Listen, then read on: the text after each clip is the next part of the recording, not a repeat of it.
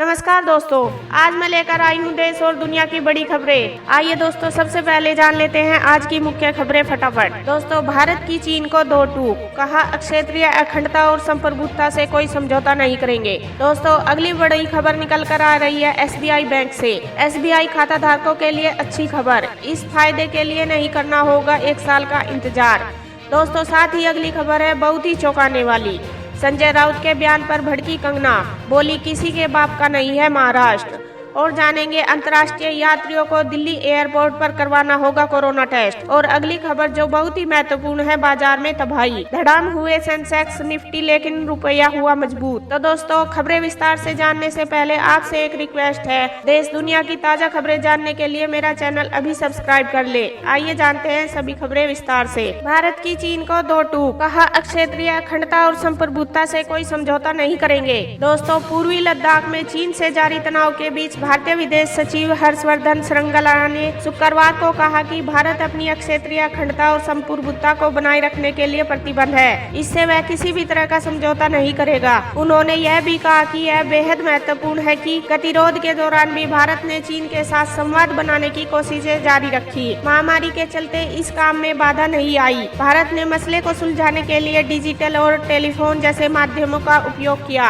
हम प्रत्यक्ष राजनीतिक संपर्क के जरिए भी बातचीत कर रहे हैं। दोस्तों, SBI खाता धारकों के लिए अच्छी खबर, इस फायदे के लिए नहीं करना होगा 1 साल का इंतजार। दोस्तों, पूरी खबर यह है कि स्टेट बैंक ऑफ इंडिया ने खाता धारकों को एक बड़ी राहत दी है। बैंक अब हर 6 महीने में ब्याज दरों की समीक्षा करेगी। पहले यह समय 1 साल का था।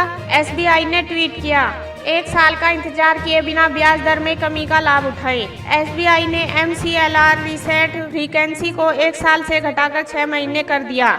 इस फैसले का सीधा फायदा SBI के होम लोन, ऑटो लोन और पर्सनल लोन लेने वाले ग्राहकों को होगा।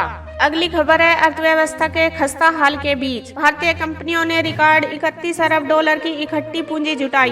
दोस्तों, पूरी खबर यह है कि भारतीय कंपनियों ने 2020 में इकट्ठी कैपिटल में रिकॉर्ड 31 बिलियन डॉलर जुटाए हैं। रिफिनेटिव डाटा में यह जानकारी सामने आई है। बैंक भविष्य की आर्थिक अनिश्चितता को देखते हुए अपनी बैलेंस शीट को मजबूत करने के लिए ये कदम उठाया गया। दोस्तों, लैंसेट जर्नल का दावा, रूसी कोरोना वैक्सीन पूरी तरह सुरक्षित और एंटीबॉडी बनाने में सक्षम, उत्पादन में भारत निभा रहा है बड़ी भूमिका। दोस्तों, पूरी खबर यह है कि कोरोना संक्रमण के खिलाफ स्पुतनिक V टीके को वैज्ञानिकों ने कारगर पाया है। रूस ने इस वैक्सीन को पिछले महीने मंजूरी दी थी। लैंसेट जर्नल में शुक्रवार को प्रकाशित हुई रिपोर्ट के मुताबिक मानव परीक्षणों में जिन लोगों को यह वैक्सीन दी गई है उनमें पर्याप्त मात्रा में एंटीबॉडी विकसित हुई और कोई गंभीर दुष्परिणाम नहीं नजर आया। प्रारंभिक चरण के दौरान 76 लोगों को दी गई वैक्सीन के नतीजों में 21 दिनों के भीतर सभी प्रतिभागियों की एंटीबॉडी प्रतिक्रिया देखी गई। 42 दिनों तक चले 2 चरणों के नतीजों से यह निष्कर्ष निकाला गया है।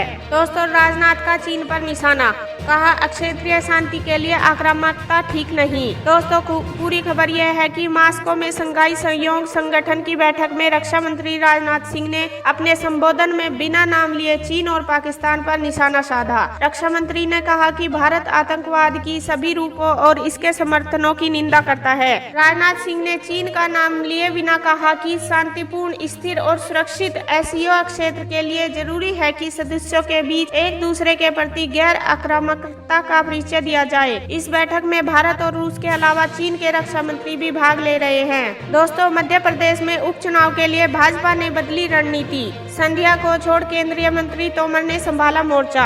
आपको बता दें कि मध्य प्रदेश की 27 विधानसभा सीटों पर उपचुनाव के लिए भाजपा ने रणनीति में बदलाव किया है। पार्टी में ज्योतिरादित्य सिंधिया के बढ़ते कदम से चिंतित और नाराज कार्यकर्ताओं को मनाने का मोर्चा केंद्रीय कृषि मंत्री नरेंद्र सिंह तोमर और प्रदेश अध्यक्ष विष्णु दत्त शर्मा ने संभाल लिया।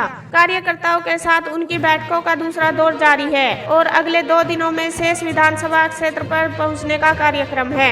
संजय राउत के बयान पर भड़की कंगना, बोली किसी के बाप का नहीं है महाराष्ट्र। दोस्तों, अंतर्राष्ट्रीय यात्रियों को दिल्ली एयरपोर्ट पर करवाना होगा कोरोना टेस्ट, RT-PCR जांच की सुविधा शुरू। आपको बता दें कि दिल्ली में इंदिरा गांधी अंतर्राष्ट्रीय हवाई अड्डे पर विदेशों से लौटकर आने वाले यात्रियों के लिए कोरोना जांच की सुविधा शुरू कर दी गई है। टर्मिनल 3 के यात्रियों के लिए मल्टी लेवल कार पार्किंग के पास जांच केंद्र स्थापित किया गया। सुप्रीम का बड़ा फैसला, तय समय पर होगी जेईई नीट परीक्षा। गैर भाजपा शासित राज्यों की याचिका सुप्रीम कोर्ट ने ठुकराई। दोस्तों पूरी खबर यह है कि जेईई और नीट परीक्षाओं के खिलाफ 6 गैर भाजपा शासित राज्यों में मंत्रियों की ओर से दाखिल याचिकाओं को सुप्रीम कोर्ट ने शुक्रवार को खारिज कर दिया। इस याचिका में 17 अगस्त को दिए गए कोर्ट के फैसले पर पुनः विचार करने का आग्रह किया गया। शीर्ष अदालत के दायरे समीक्षा याचिका पर विचार करने से इनकार कर दिया। बाजार में तबाही, धड़ाम हुए सेंसेक्स निफ्टी, लेकिन रुपया हुआ मजबूत। दोस्तों अगली खबर है सुशांत सिंह राजपूत केस से। नारकोटिक्स कंट्रोल ब्यूरो ने कैजान इब्राहिम को किया गिरफ्तार। दोस्तों अभिनेता सुशांत सिंह राजपूत की मौत मामले में शुक्रवार को नारकोटिक्स कंट्रोल ब्यूरो की टीम ने रिया चक्रवर्ती, अभिनेत्री के भाई सौविक चक्रवर्ती और सैमुअल मिरांडा के आवास की तलाशी ली। इसके बाद मिरांडा को हिरासत में ले लिया गया। वहीं रिया के भाई को पूछताछ के लिए एनसीबी कार्यालय लाया गया। उसके पास से एक डायरी मिली है। इसके अलावा रिया के घर पर लगभग 4 घंटे तक छापेमारी चली। ब्यूरो ने कुछ चीजों को सीज कर लिया है। ये थी अभी तक की ताजा खबरें। दोस्तों देश दुनिया की ताजा खबरें जानने के लिए मेरा चैनल अभी सब्सक्राइब कर ले। मिलते हैं अगली वीडियो में। सावधान रहिए, सुरक्षित रहिए और देखते रहिए न्यूज़ 24 आवर। धन्यवाद।